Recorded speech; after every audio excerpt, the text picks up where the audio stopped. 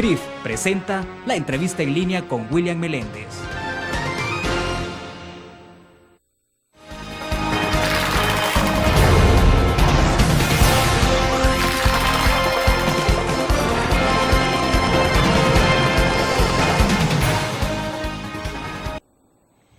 Lunes 27 de diciembre de 2011, bienvenidos a la entrevista en línea. Esperamos que hayan tenido un placentero fin de semana, sobre todo que hayan disfrutado la Navidad y que hayan pasado en familia. Pueden enviar sus comentarios, estamos transmitiendo en tiempo real desde la sala de redacción de la Prensa Gráfica. Nos acompaña usted a través de laprensagráfica.com y también en la noche a las 9 de la noche en Canal 25. Este lunes hablaremos de la evolución del proceso electoral en nuestro país, en ruta a las elecciones legislativas y municipales de 2012, de las candidaturas no partidarias, del mecanismo de votación, incluso de la transparencia que se espera del evento electoral del 11 de marzo. Haremos también un poco de historia con el caso de las elecciones presidenciales recién pasadas en Nicaragua y de cuál es la evolución de los países cercanos a El Salvador en torno a los eventos electorales y procesos electorales. Para hablar de estos temas nos acompaña en nuestros estudios Félix Ulloa. Él es un reconocido abogado de nuestro país y ex magistrado del Tribunal Supremo Electoral. Félix, bienvenido. Gracias, William, encantado. Bueno, Félix, entonces, hay dos temas, digamos, y tratamos de dividirlos, lo que tiene que ver con la cuestión muy doméstica y lo otro es lo que está pasando a nivel regional. En este momento me decías, continúas en el diplomado en Nicaragua, ¿no? Claro. Con la Universidad de Washington. La Escuela de Graduados de Gerencia Política de la Universidad George Washington y dos universidades nicaragüenses. Bueno, interesante, porque esto creo que nos permite colocarnos un poco en perspectiva el análisis, sobre todo por tu conocimiento inmediato de lo que ha pasado en Nicaragua. Bueno, ha habido mucha efervescencia en Nicaragua antes de las elecciones y en el momento de las elecciones y todavía después. Todavía seguimos viendo posiciones ahí de la Iglesia Católica y de otros sectores que se han pronunciado por irregularidades en el proceso y en el evento electoral. ¿Cómo se define después de un par de meses, digamos, de esta elección? Bueno, yo creo que, sobre todo para nosotros en El Salvador, estas deben ser una especie de lecciones aprendidas de lo que no se debe hacer. Se había anunciado ya con anticipación de que se podían enfrentar una serie de desafíos, de demandas, de impugnaciones por la forma en que se estaba desarrollando el proceso eleccionario en Nicaragua y en efecto pues los dos informes que se presentaron por parte de los observadores internacionales, tanto de la OEA como de la Unión Europea, indicaron pues que había sido un proceso, la Unión Europea lo llamó de poco transparente, de opaco, lo cual es un calificativo bastante severo para un proceso electoral en el cual todas las encuestas indicaban que el candidato oficial, o sea, el presidente Ortega, tenía todos absolutamente los indicadores para ganar una elección sin necesidad que se dieran las irregularidades que fueron denunciadas durante todo el proceso, partiendo de la cedulación, o sea, pues lo llamamos aquí en El Salvador el empadronamiento, hasta la composición de los organismos electorales temporales, que aquí son las juntas receptoras de votos, las juntas electorales departamentales y municipales. Es decir, todo eso para nosotros en El Salvador creo que nos sirve de lección porque ya hemos venido advirtiendo aquí que en el momento en que vayamos, y yo usé esa palabra hace muchos años, haitianizando la política, ahora sería nicaragüizando las elecciones, vamos en retroceso. Y desafortunadamente hemos tenido oportunidades valiosas durante este año que está por terminar para haber hecho un avance sustantivo en la modernización y democratización de nuestro sistema electoral. Desafortunadamente ha sido la Asamblea Legislativa y los partidos políticos los que no solo dejaron pasar y desperdiciaron esta oportunidad, sino que han ido puesto retrancas, obstáculos al avance en la modernización de nuestro sistema democrático y electoral. Ahora, como decíamos, el caso de Nicaragua, visto dentro del contexto regional, tú ves pues cómo todavía hay reclamos, hay impugnaciones, no se acepta la legitimidad de los resultados, cuando un candidato pues no necesitaba eso porque sabía que iba a salir triunfador. Y al otro lado tuvimos elecciones el mismo día, que era la segunda ronda en Guatemala, donde el proceso se cerró y se aceptaron los resultados sin ningún problema. Entonces nosotros, ¿qué sacamos de lección de todo eso? Que mientras no estén claras las reglas del juego, mientras el árbitro de las elecciones no sea un árbitro imparcial, mientras no haya equidad en la contienda, tanto a nivel de oportunidades para los candidatos como lo que es el mayor riesgo en el sistema electoral salvadoreño, que es el tema del financiamiento de los partidos políticos y de los candidatos, vamos a correr el riesgo de enfrentar procesos cuestionados. Y estamos ya a las puertas de una próxima elección en el 2012 y, como tú señalabas, si vemos el entorno regional, podemos ver los avances que se tienen en países como el caso de la República Dominicana, que nos es muy cercano, donde constantemente hay visitas y intercambio con las autoridades electorales, donde ya la República Dominicana se aproxima a una nueva reforma que es de ingeniería constitucional, porque es una reforma política profunda, donde van a cambiar no solo la composición de la Junta Central Electoral Dominicana, que se va ahora la autoridad electoral a dividir en dos entes, como lo hemos venido pidiendo en El Salvador, un ente jurisdiccional y un ente administrativo, sino que van a modificar los periodos del calendario electoral y para corolario pues crean un tribunal constitucional, cosa que aquí también hemos estado demandando para que la Sala de lo Constitucional de El Salvador, que nuestra Corte Suprema es casi como una corte de casación o tercera instancia, se convierta en un verdadero tribunal constitucional. O sea pues que tenemos enfrente de nosotros toda una serie de desafíos para modernizar el sistema político. Ahora, en esencia, ya viendo más en frío lo que pasó en Nicaragua, ¿en dónde ubicarías el problema fundamental? Mira, el problema en Nicaragua es que las instituciones han sido muy debilitadas, la polarización del país, por lo que se llamó el pacto que hubo entre Daniel Ortega y Arnoldo Alemán, hizo que hubiera una división y un copamiento político de las instituciones, en el cual los dos caudillos tomaron y colocaron a sus cuadros políticos en las instituciones, y por ejemplo allá es muy normal y muy natural decir es que la bancada liberal o la bancada sandinista, y uno piensa, bueno, están hablando de la Asamblea, no, están hablando de la Corte Suprema de Justicia. Entonces, o sea, la réplica de la Asamblea Legislativa a todo el nivel. Más o menos lo que en ese momento era el pacto. En correlación de fuerzas. En correlación de fuerzas, dividirse equitativamente los dos partidos, las instituciones, las partidizó y, por supuesto, lo que se alega ya y que es obvio y que lo podemos vivir es que este pacto generó gobernabilidad. Es decir, una vez distribuido el poder entre los dos partidos, la posibilidad de una desestabilización por movilizaciones sociales, huelgas, etcétera, no se dio.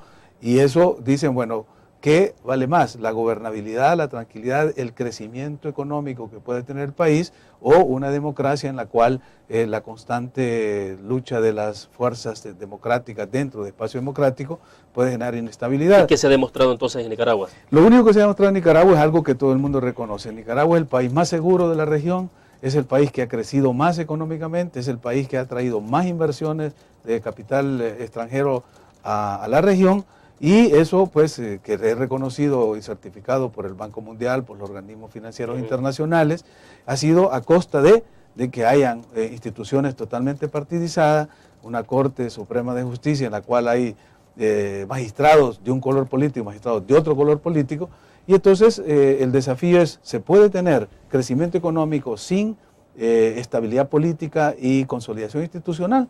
O el desafío es, construimos institucionalidad, sacrificamos en aras de la democracia la estabilidad política porque van a empezar a ver la manifestación de las fuerzas políticas y democráticas en el espacio social, y entre eso es, bueno, lo mismo decíamos acá cuando estaba Martínez, no habían ladrones. ¿Por qué? Porque las dictaduras, los regímenes totalitarios mantienen una inmovilidad social. Entonces, creo que los retos democráticos están a la vista. Ya, Félix, ¿y eso no pone en jaque, no pone en entredicho la democracia en los países? Es que digo, porque en Nicaragua entonces gente puede decir, bueno, pero si no tenemos problemas de seguridad como lo puede tener El Salvador, si hay inversionistas que están llegando, si vamos a crecer quizás mejor que El Salvador, por ejemplo, entonces, ¿por qué preocuparse? Exacto, es que esa es una tesis, ¿verdad? Pero lo mismo se decía en las dictaduras.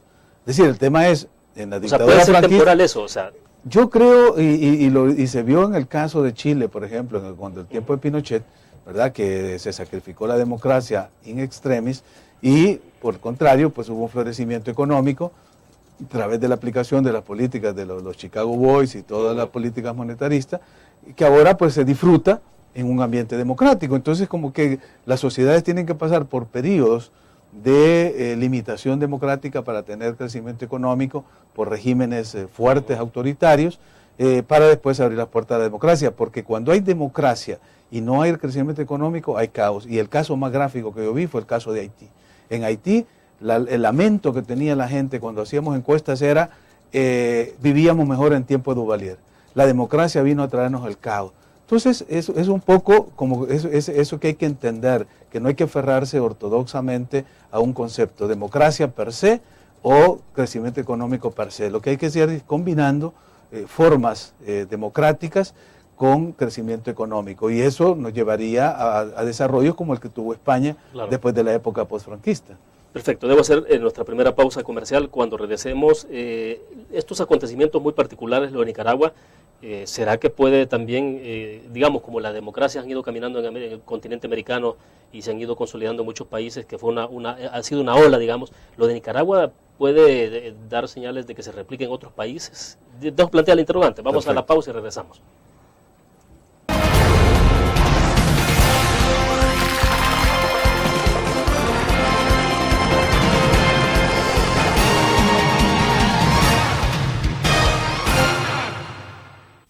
¿Qué te parece si este año descubres nuevos destinos? Alcanzas tus metas. Manejas nuevos triunfos sin más preocupaciones. Cuenta con nosotros para lograr todas tus aspiraciones. Los créditos de la Agrícola te acompañan para que puedas crecer hasta donde te lo has propuesto. Solicítalos al 2210-9800 en bancoagrícola.com o en agencias. Banco Agrícola. Tu periódico es dinero, porque ahora puedes pagar con la prensa gráfica. Busca y recorta en tu periódico El Dinero, que podrás canjear en los establecimientos de nuestros aliados. Encontrarás uno cada día. Compra con la prensa gráfica y encuentra una buena noticia para tu bolsillo. Con la prensa gráfica lo compras. Con la prensa gráfica lo pagas.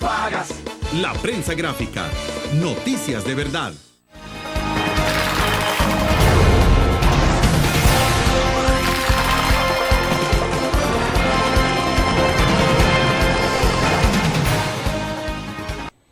Está con nosotros en nuestros estudios Félix Ulloa, reconocido abogado de nuestro país y también ex magistrado del Tribunal Supremo Electoral. Félix, nos quedamos en el tema de Nicaragua y preguntaba si al final de cuentas lo que ha ocurrido en Nicaragua en todo este cuestionamiento del proceso electoral y el evento electoral presidencial puede terminar de alguna forma impactando, permeando a otros países, es decir, que otros se sientan alentados a replicar un poco de lo que ha hecho Ortega. O sea,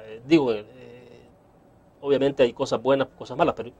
Mira, lo que pasa es que no se puede ver el proceso nicaragüense aislado, o sea, no surge por generación espontánea.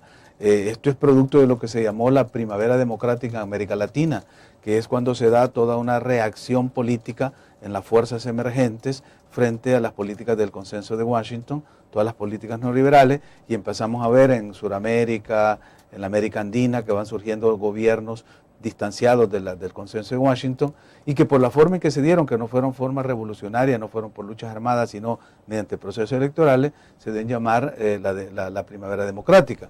Y el factor Chávez, el factor Venezuela, es determinante para la configuración de un espacio, que es el espacio ALBA, en el cual Nicaragua es un socio permanente y activo. Y por supuesto, al recibir los beneficios de ALBA, Nicaragua tiene un plus que no tienen los demás países de la región, que es una ayuda de 500 millones de dólares mensuales, que duplica toda la ayuda que puede dar la Unión Europea y los Estados Unidos 500 juntos. millones mensuales. Anuales. Perdón. 500 millones que da por año, que va directamente a las manos del presidente, que no pasan por el presupuesto nacional, que no son controlados por el órgano contralor de la nación, etcétera. O sea, él puede disponer de eso para atender los programas sociales, además de todo lo que genera pues el procesamiento de la asistencia petrolera, etcétera. Eso no lo tenemos los demás países. Lo iba a tener... O sea que eso marca una distancia bastante clara, porque si un presidente acá en El Salvador tuviera una chequera de 500 millones, claro, no sé cuánto es la de la Casa Presidencial, después de todo lo que se va recortando de los ministerios y va pasando a la partida de la Casa Presidencial, que fue declarada inconstitucional por la sí, sala, claro, pero claro, creo que se sigue manejando. Pero en fin, en todo caso, yo creo que el modelo nicaragüense para que se replique en la región es muy difícil. Es muy difícil en el sentido de que también recordemos que hay unos efectos que vienen de la revolución sandinista de los 70 y los 80, que marcó un perfil de un ejército claro, y de una policía que todavía sigue siendo la mejor policía de Centroamérica según los informes que se han dado últimamente, y eso mantiene la seguridad del país. Y frente a esa seguridad y estabilidad, el inversionista va y busca dónde hacer su inversión. Vaya, pero Félix, pero hay algo en común en los países y que tiene que ver el deterioro, digamos, de las instituciones. Eso sí puede ser, digamos, factores comunes.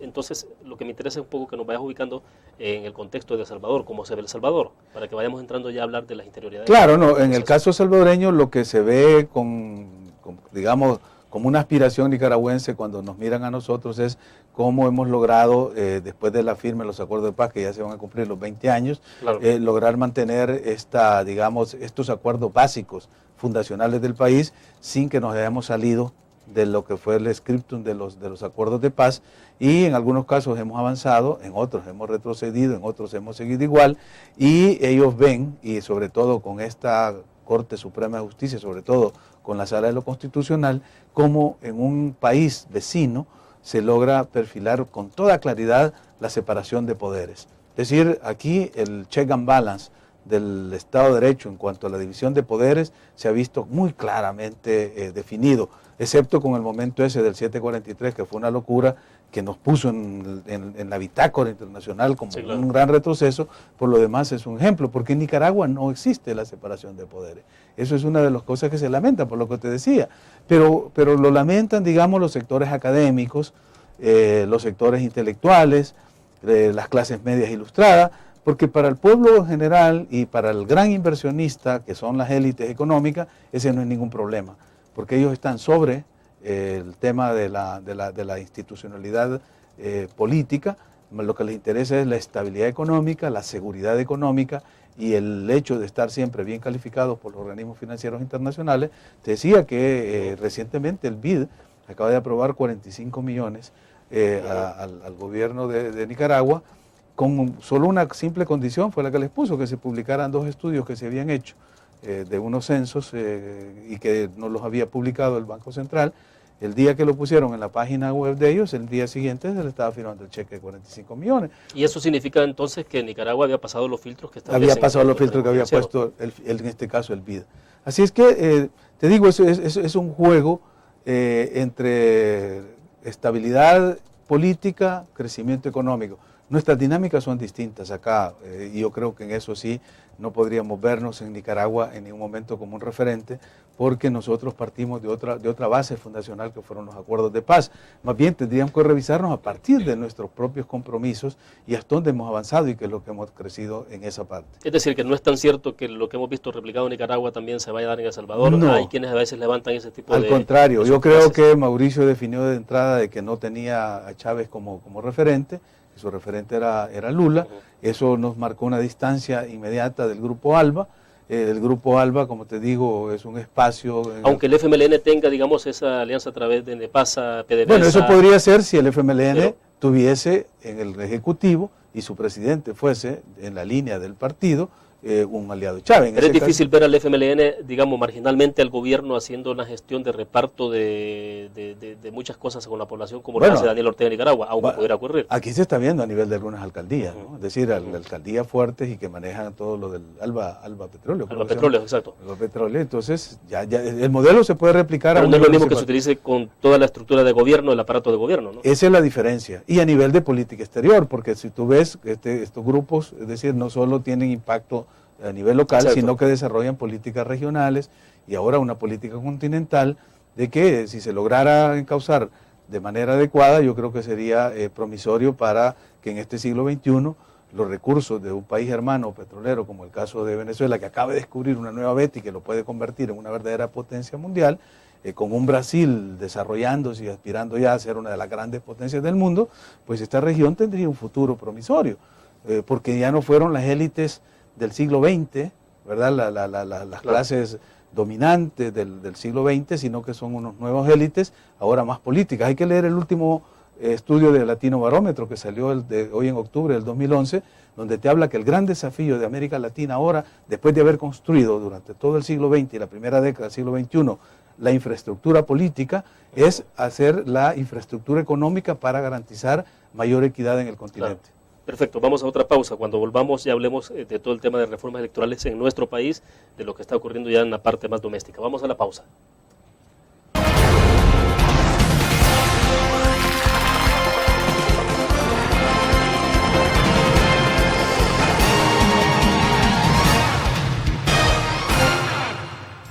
te parece si este año estrenas ilusiones?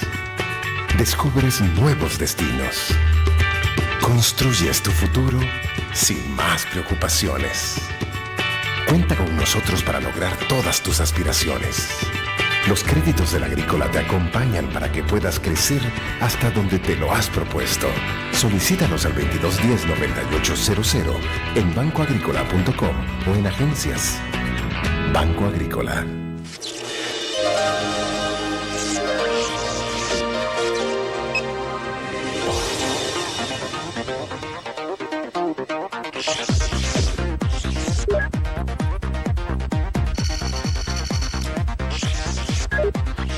Estimulamos tus sentidos para que leas, veas, escuches e interactúes con la verdad.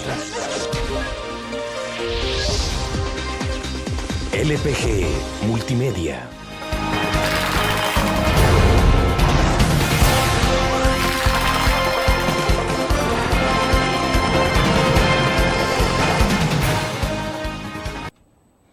Bueno, Félix, antes de pasar a la parte doméstica, interesante porque en la pausa comercial compartíamos un poco sobre el tema de lo que refleja el Latinobarómetro. Sí. Me decías entonces un poco de cómo se van moviendo las dinámicas sociales. Claro, no, lo que plantea el Latinobarómetro es que el desafío en este momento en América Latina es que tenemos ya una ciudadanía más informada, mejor comunicada, que se comunica a través de las redes sociales frente a unos partidos políticos que se quedaron atrasados, no solo algunos en el siglo XX, sino algunos todavía del siglo XIX, y eso genera una mayor demanda social que los partidos todavía no pueden procesar ni resolver, de tal manera que como que el nuevo sujeto político ahora es la ciudadanía. Entonces todo el concepto de ciudadanizar procesos, México se nos adelantó en eso con el organismo electoral, cuando ciudadanizaron el IFE, que lo despartidizaron y lo ciudadanizaron. ¿Por qué? Porque hay que escuchar a la ciudadanía ahora. No es un sujeto amorfo, no es una cuestión de una voz, de un eco que se oye en una montaña, no, son sujetos que se comunican, ¿verdad? Como las abejas, como las hormigas, y se van creando estas redes, estos movimientos. Entonces yo creo que las fuerzas políticas organizadas, los partidos y las instituciones que no pongan atención a lo que demandan las redes sociales se van a ir quedando fuera de la agenda. Ahora, pero está ocurriendo en este momento, es decir, hoy por hoy la percepción, incluso digo periodísticamente, la percepción que uno tiene es que el planteamiento, la exigencia, el nivel de opinión, de participación de la gente a través de redes sociales ha superado en muchísimo a lo que puede pensar el Partido Arena, lo que piensa el FMLN y los demás partidos políticos. Bueno, te doy la prueba más evidente y más reciente. La semana pasada recibí yo en mi BlackBerry una nota que decía riesgo de que destituyan al presidente de la Asamblea, de la Sala de lo Constitucional, de la Corte Suprema de Justicia, sí, de antejuicio, al doctor Bellarmín. Sí, la alerta de arrojo era riesgo de destitución. Sí, claro, después ya viendo lo que la Fiscalía había pedido, el antejuicio y bla, bla, bla, pero la comunicación de las redes sociales inmediatamente funcionó y en la tarde ya mandaron otro mensaje que decía, se han movido algunas fuerzas en la Asamblea y se desmontó. Y eso no ocurría hace... Imposible. ¿Cuántos? ¿5? No, hace 5 años esto teníamos que esperar a ver los noticieros de televisión, la radio, que la prensa lo publicara el día siguiente y las reacciones eran muy lentas. Ahora te digo, fue cuestión de menos de 24 horas que se dio el anuncio, se dio la alerta, se pasó en todas las redes sociales y me imagino que hay monitoreo de algunos partidos o de algunas instituciones, dijeron, peligro, pues la gente se nos viene encima. Yo creo que efectivamente hacen mucho monitoreo, aunque no participan, porque, y eso creo yo que refleja de alguna forma de cómo han sido rebasados los partidos políticos, porque si observas, no todos los candidatos, por ejemplo, a diputados o alcaldes, participan en redes sociales. No tienen correo electrónico, muchos de ellos. No, pero además yo creo que es una forma de temor a enfrentarse a la opinión pública. Ah, sí, de exponerse al debate con el ciudadano. Porque ahí ya no se trata de mandar el mensaje por televisión o por radio, sino de traer un diálogo, claro. Ese es el temor, porque te contestan.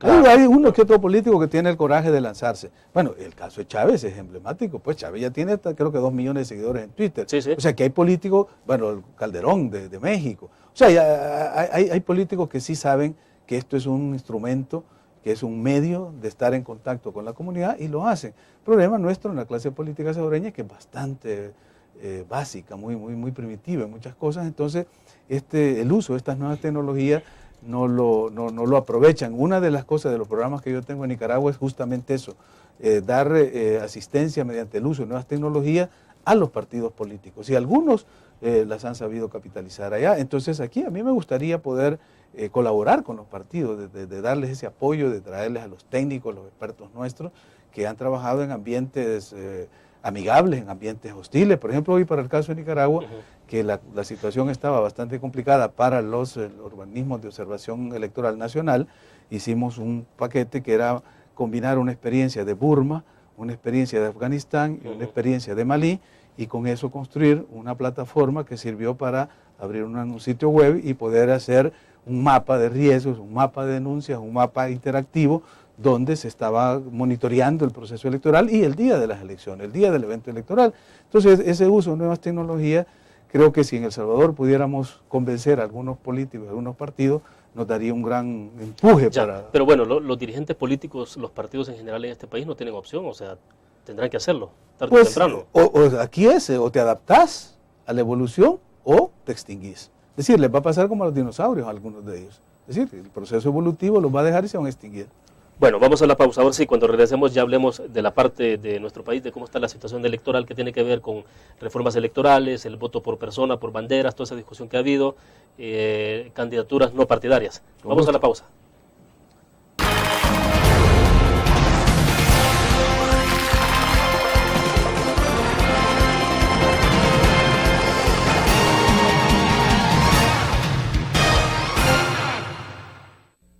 ¿Qué te parece si este año alcanzas tus metas? Construyes tu futuro. Enfrentas nuevos retos sin más preocupaciones.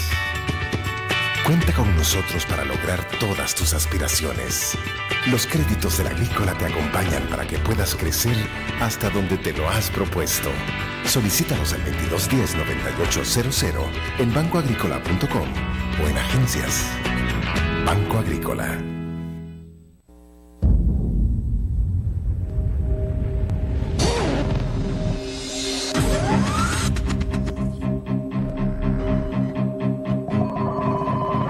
De una estrategia financiera desde los negocios y la actividad económica hacia toda Centroamérica. El Economista Regional, una revista especializada donde encuentras el panorama empresarial y los principales movimientos financieros. El Economista, el modelo regional de información económica.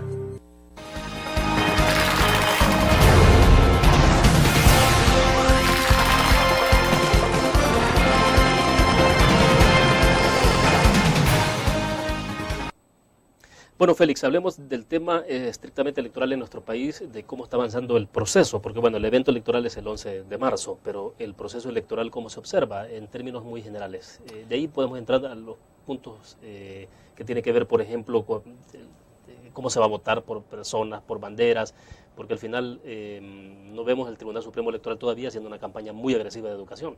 Claro, digamos que cuáles son las innovaciones que presenta este proceso.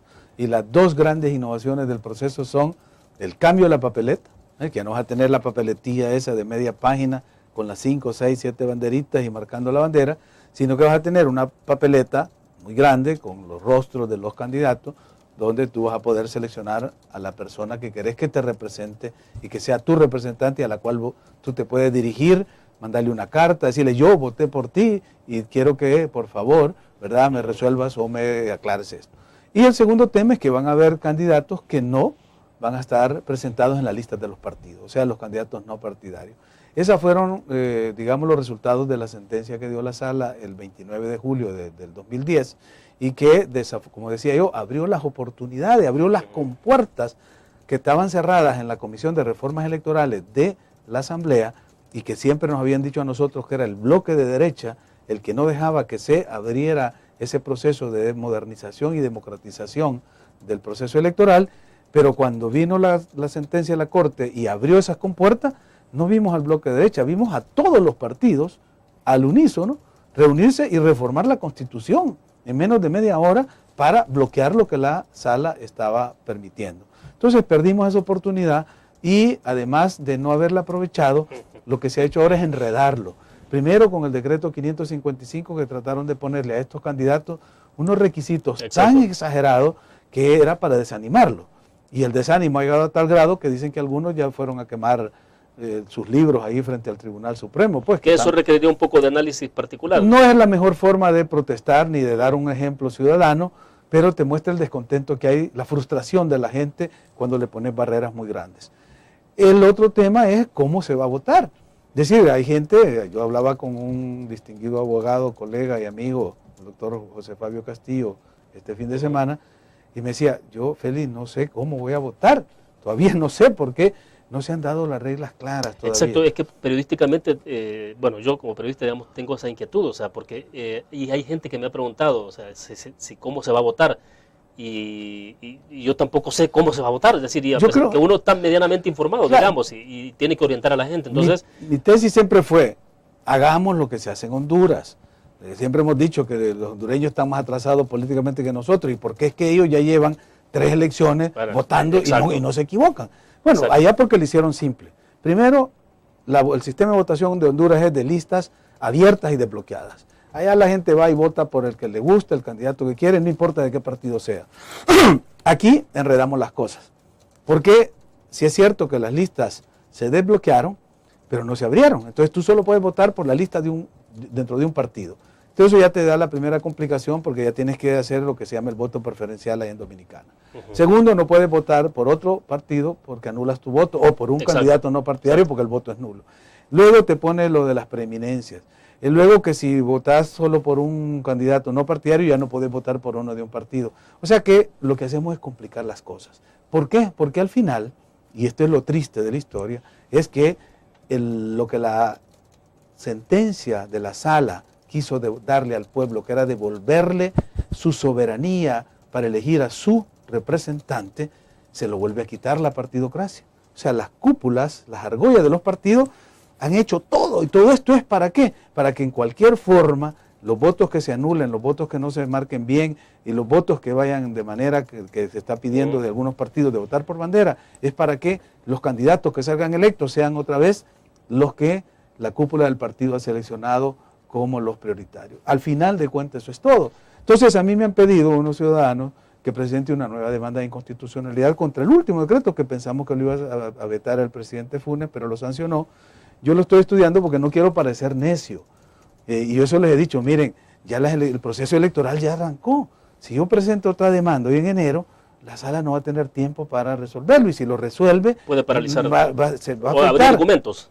Entonces me decían, pero es peor que no lo hagas. ¿En qué términos se podría presentar un recurso? Porque todavía se sigue poniendo la bandera como una opción de voto, y eso sigue afectando el carácter del voto directo, porque el voto directo es sobre la persona, pero si tú le dejas la persona o la bandera, cuando votas por bandera ya no votas por persona, entonces estás votando por el orden que dio el partido, o sea, sí, la cúpula. O sea que siempre lo han metido en las 3 versiones que han dado de ese mismo sistema de votación, han metido la bandera. Eso sigue siendo el elemento de inconstitucionalidad. Y, o sea, en ese punto se podría... Se puede pedir, sí. Pero no has tomado la decisión todavía. Lo estamos estudiando con un grupo de colegas, sobre todo de la Coalición para la Reforma Electoral, la CRE, porque no quiero aparecer yo como que es Félix Ulloa el que necio que viene otra vez y mete esto y se va y deja aquí el escándalo. No, quiero que sea una decisión ciudadana y que lo presentemos más que para cambiar los efectos, porque ya va a ser muy tarde, pero que quede, como dicen, una pica en Flandes. ¿Por qué? Porque la próxima asamblea, si esta sala resuelve que eso era inconstitucional, va a tener que respetarla, aunque no tenga efecto retroactivo y no se anulen los que salieron electos, pero no va a poder ratificar la reforma constitucional porque sería inconstitucional también. Pero entonces es como una medida de poner, es hacia futuro. Exacto, ¿verdad? Pero entonces, ¿cómo debería quedar? Es decir... anulado la posibilidad de votar por bandera tiene de que ser manera, sobre la persona, punto. ¿Por qué? Porque esa es la característica. O modificamos el artículo 78 que dice que el voto es directo, igualitario, libre y secreto. Y entonces decimos, el voto es como si se votaba antes, en los estamentos, o por cuando fueron los diputados de las Cortes de Cádiz, que iban representando, no, aquí el voto es directo, a mí me representa la persona que escojo. Y volvemos al Bicentenario. Y retrocedemos otra vez, nos vamos a las Cortes de Cádiz. Entonces esa es la demanda que estamos viendo ahora, demanda pues desafío democrático, y yo lo que quiero hacer es no hacerlo a título personal, pues como iniciativa mía, sino que represente un conjunto de voluntades ciudadanas. Ya, Félix, pero los partidos políticos, no sé si generalizarlo, pero muchos y otros parece que, aunque lo sienten, no lo expresan, no están de acuerdo con esto de que se pudiera eliminar el voto por bandera. No, al contrario. Y bueno, el defensor más fuerte de este principio es el FMLN. El FMLN porque tiene una tesis que desde el punto de vista del frente tiene razón de decir, es que nuestra bandera está limpia y la gente se identifica con nuestra bandera y la bandera del partido Arena ya está desprestigiada, es la bandera perdedora y nadie quiere, entonces votar por él, está bien, yo entiendo eso desde un punto de vista político, pero yo soy abogado y como ciudadano exijo que se cumpla la ley como es, entonces lo lamento, ustedes pueden hacer campaña por la bandera, pero al momento, es decir, además el ciudadano no se va a equivocar porque la bandera va a estar, la bandera roja con la estrella blanca del FMLN va a estar en la columna y los ciudadanos no se van a equivocar de votar ahí, pero no van a votar por un señor que lo pusieron de primero o una señora que va de segundo y allá está una jovencita, un muchacho que es trabajador y lo han puesto en el puesto 24 en El Salvador. Sí, claro. Ese es el temor. Bien, vamos a la pausa comercial interesante, volvemos.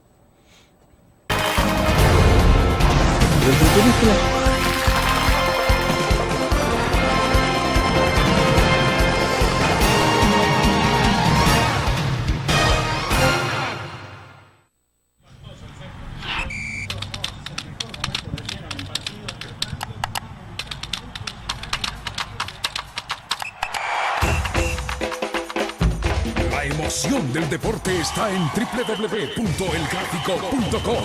Ingresa al nuevo escenario deportivo y descubrí toda la pasión del deporte. Fotos, videos, fichas y resultados de las mejores ligas del mundo. Elgráfico.com. Conectados por deporte. Learn. La revista más innovadora y moderna de todos los tiempos. Única en su estilo, creativa. Un espacio exclusivo y reservado de entretenimiento y diversión, llevada al máximo. Blur. Time Out, Movie, lo mejor de la cartelera. Art. Shopping, la guía de la moda. Go, viajes cortos fuera de la ciudad. Blur.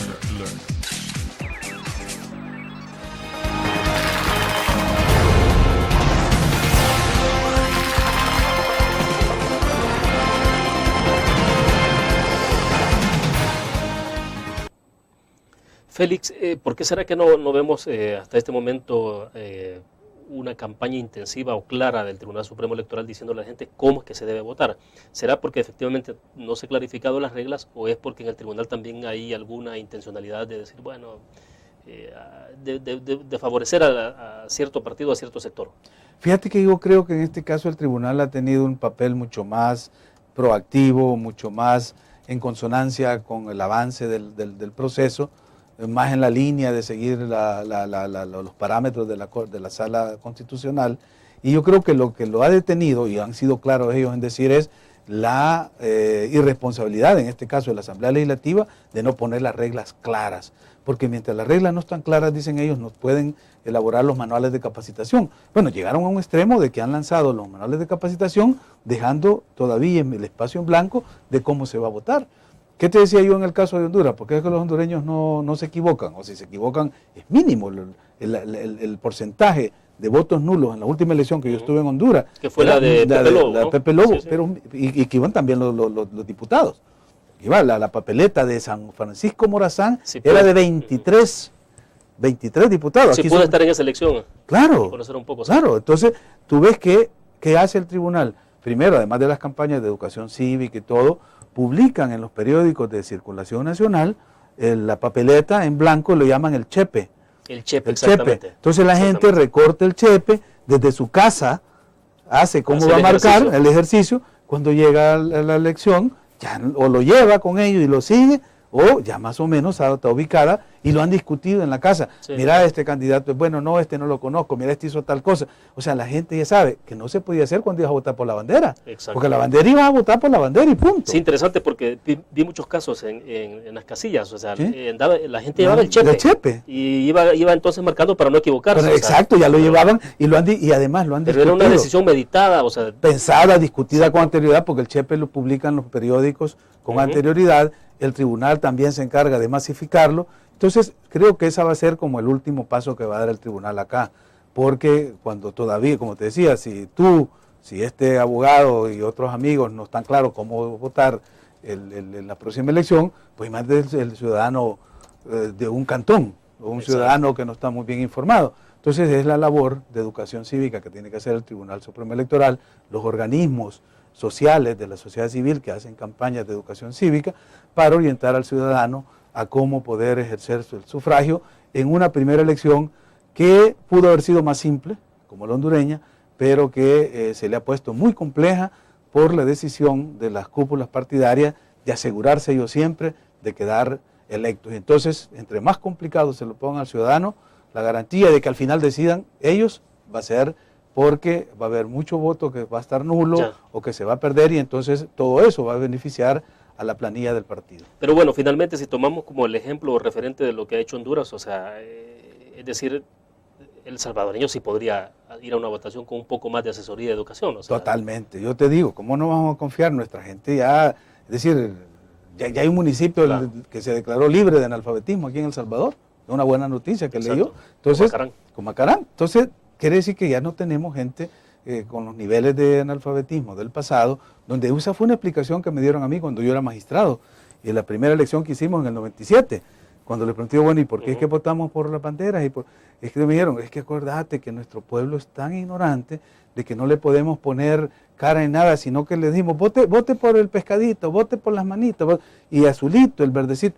¿Por qué? Pero no tenía nada que ver saber leer y escribir con conocer a la persona en la foto. Claro, o los programas, claro, pero eran las explicaciones fáciles, ¿verdad? Son las soluciones fáciles de decir, no, es para que la gente como que es un niño, ¿verdad?, de kinder, marque el pescadito. Entonces la gente, esa era las consignas. Bueno, no era una plataforma política, una presentación de un programa, de un candidato, de un partido, no. Era la propaganda así sencilla, ¿verdad?, elemental, primaria, y que ahora ya con la complejidad de las sociedades modernas no se puede ni se debe de seguir haciendo eso. Bueno, si incluso uno cuando va al pueblo, cuando va a los caseríos, ya hay caseríos donde la gente tiene su computadora, tiene conexión a internet. Ahí ves antenas parabólicas. Exacto, y el flujo de información que se tiene ahora es totalmente... Pero te digo, el político es el que se ha quedado atrasado. Y no creas que es porque no lo saben, es porque les conviene. Es decir, seguir manejando estos parámetros básicos, elementales en la política rudimentaria, solo favorece a los sectores retardatarios de la política. Por lo tanto, cuando tú modernizas, cuando tú te amplias, los pones en riesgo, porque es como la gente que vive en la oscuridad, entonces no quiere la luz. Y aquí tecnología, avance democrático, es traerle luz al sistema, y eso no les conviene. A ver, hablemos del tema de candidaturas no partidarias. ¿Cómo has visto la evolución de los no partidarios? Pues mira, de los 19 que se anunciaron, pues parece que 4 fueron a hacer este desaguisado ahí al Tribunal Supremo. 2 renunciaron y quemaron libros, los otros los acompañaban nada más. Bueno, es una pena, pero mejor que se haya dado eso, porque el proceso mismo de depuración de la gente que va realmente con interés de servir y de participar y que va venciendo obstáculos. Y hemos visto pues que hay candidatos muy sólidos que están llenando los requisitos, que están llenando los libros.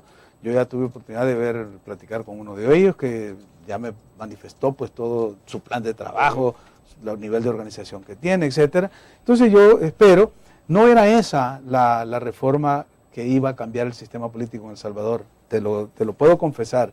Aquí hicieron más escándalo en el tema de las candidaturas no partidarias, pero el verdadero tema era el cambio de las papeletas, el abrir las listas. Y a eso es, como tú ves, la resistencia ha sido a eso, porque saben que los candidatos no partidarios no modifican nada, no modifican la aritmética legislativa, no son un riesgo para los partidos, al final son una voz en el desierto en la Asamblea. Importante sí, porque una voz en el desierto, yo recuerdo en las primeras elecciones postfranquistas, cuando yo estudiaba en España, había un solo diputado de la extrema derecha que se llamaba Blas Piñar, era un diputado de un notario de Madrid, que llegaba con un pito a las cortes, metía tanto ruido que las fracciones mayoritarias no se oían, todo el mundo iba a verlo a él. O sea que sí se puede llamar la atención siendo uno, pero aquí el tema no era ese, el tema era cómo le damos al pueblo la capacidad de votar por su representante, y eso es lo que se sigue tratando de bloquear, que era la puerta que nos abrió la sentencia,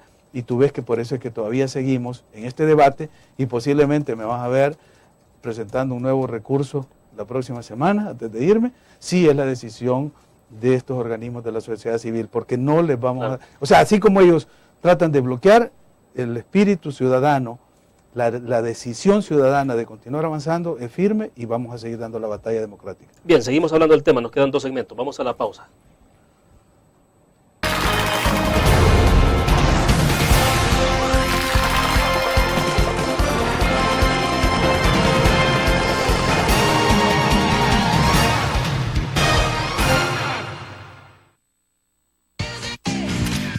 Blur.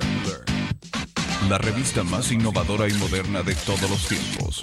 Única en su estilo, creativa. Un espacio exclusivo y reservado de entretenimiento y diversión, llevada al máximo. Blur. Time Out, Movie, lo mejor de la cartelera. Art. Shopping, la guía de la moda. Go, viajes cortos fuera de la ciudad. Blur. Tu periódico es dinero, porque ahora puedes pagar con la prensa gráfica. Busca y recorta en tu periódico el dinero que podrás canjear en los establecimientos de nuestros aliados. Encontrarás uno cada día. Compra con la prensa gráfica y encuentra una buena noticia para tu bolsillo. Con la prensa gráfica lo compras. Con la prensa gráfica lo pagas. La prensa gráfica. Noticias de verdad.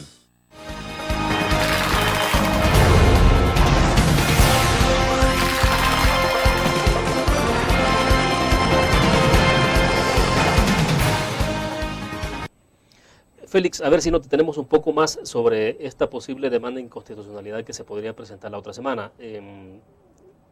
Hay un punto que puede generar preocupación y algunos lo pueden utilizar incluso como pretexto, y es decir, bueno, una demanda por ese lado y si la Sala de lo Constitucional admite y luego va a parar todo este proceso, entonces lo más seguro es que las elecciones del 11 de marzo se puedan hasta paralizar. Fíjate que no necesariamente puede ocurrir eso. No necesariamente, porque no estamos pidiendo un amparo. Yo en eso sí he sido muy enfático en decir que no afectemos bajo ningún concepto la dinámica del proceso electoral y tampoco afectar el calendario electoral que ya está pues en marcha y se están sucediendo actividades en ruta crítica. Eso quiere decir que si tú paras una actividad, paras todo el proceso. Exacto. Pues cuando van en paralelo tú puedes detener una actividad y las otras continúan, pero la mayoría de las actividades del calendario electoral van en ruta crítica, o sea, se suceden una después de la otra. De tal manera que en eso sí hemos tenido mucha cautela de no generar esa expectativa de que el proceso se va a afectar. Lo que estamos valorando es si al presentar esta nueva demanda, la resolución que pueda dar la sala, que podría ser definitivamente mucho después del resultado electoral, puede llegar antes de que la nueva asamblea tome posesión, o sea, en mayo, el 1 de mayo del 2012, para evitar que la nueva asamblea ratifique la reforma que hizo esta legislatura el 29 de julio, donde sí bloquearía totalmente la posibilidad de la reforma que se hizo en el... ¿Pero por qué ocurriría eso? ¿No? O sea, porque si nada cambia ahora, la próxima asamblea con 2/3 puede ratificar la reforma que se hizo el 29 de julio, porque no hay ningún obstáculo para ello. Ahora, si en este momento... Claro, pero implicaría ver, digamos, 2/3 implicaría ver entonces a prácticamente los partidos mayoritarios, Arena y FMLN, metidos en esa decisión. Pues si fueron todos, y el único que no aprobó esa reforma fue Gana en ese momento.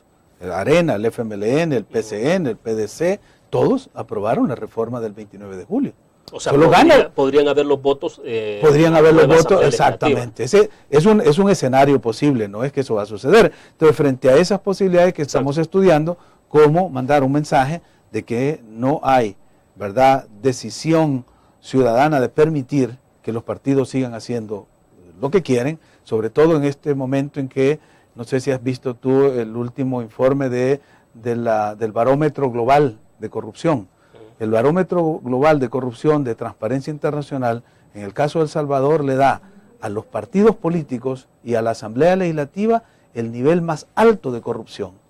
De 1, que es poca corrupción, a 5, que es mucha corrupción, los partidos tienen el 4.4 y el 4.8 de la Asamblea Legislativa. Casi que el puntaje más alto. Más alto de corrupción. Entonces, cuando tenés eso, la imagen de la Asamblea, los partidos en esta situación de descrédito social, y permitirles, o que la ciudadanía no exprese y no se manifieste en que hay un basta ya, en que no vamos a permitir que sigan haciendo lo que ustedes quieran, entonces hay una gran diferencia. Por eso es que el tema de presentarlo no es para interrumpir el proceso actual, sino para mandar un mensaje de que podemos seguir luchando institucionalmente para detener esta situación de debacle que llevan los partidos. De acuerdo, hacemos la última pausa, volvemos con más.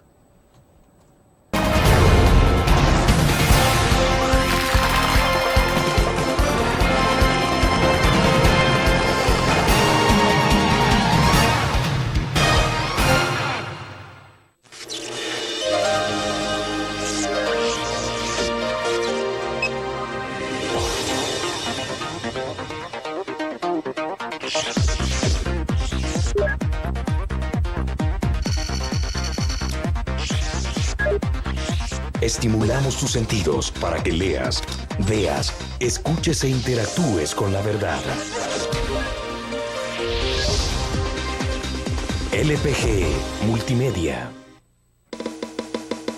Tu periódico es dinero, porque ahora puedes pagar con la prensa gráfica. Busca y recorta en tu periódico El Dinero, que podrás canjear en los establecimientos de nuestros aliados. Encontrarás uno cada día.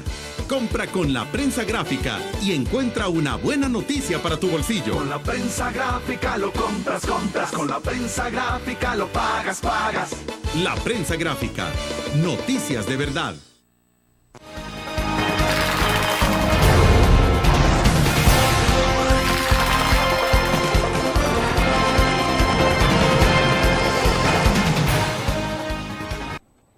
Bueno, estamos al cierre de la entrevista, nos quedan unos 3 minutitos rápido. Félix, entonces, en perspectiva, ¿cómo se ve, cómo cerramos 2011, cómo se ve 2012? ¿Si hay mucha expectativa, mucha esperanza para 2012?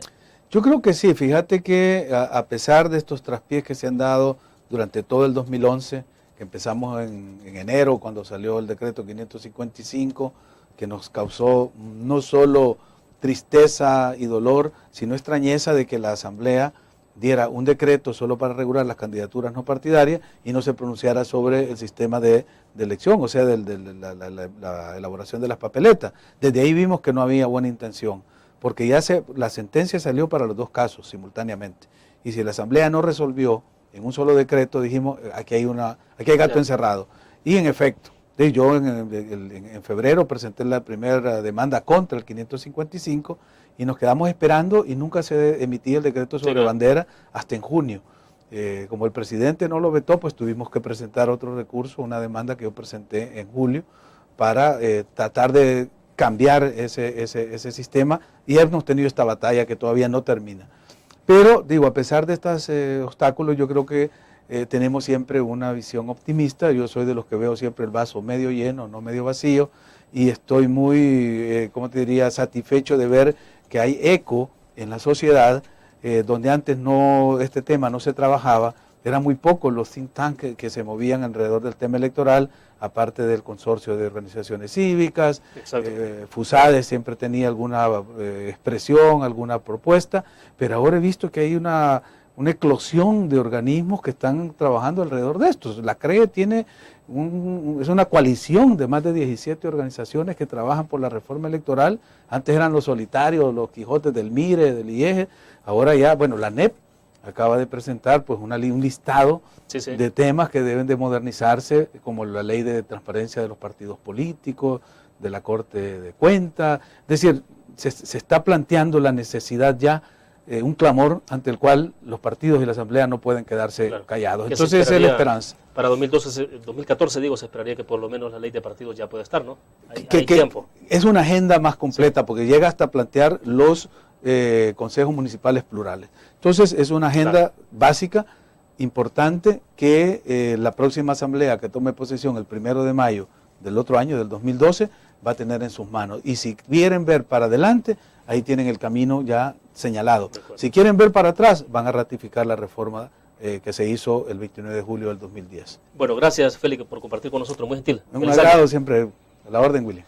Bueno, terminamos de esta manera la entrevista en línea. Les invito a que nos acompañen mañana. Estaremos hablando de un tema que tiene que ver con el medio ambiente en nuestro país, el reciclaje de los desechos peligrosos y demás. Estará con nosotros Miguel Araujo, especialista en el tema. Nos vemos mañana.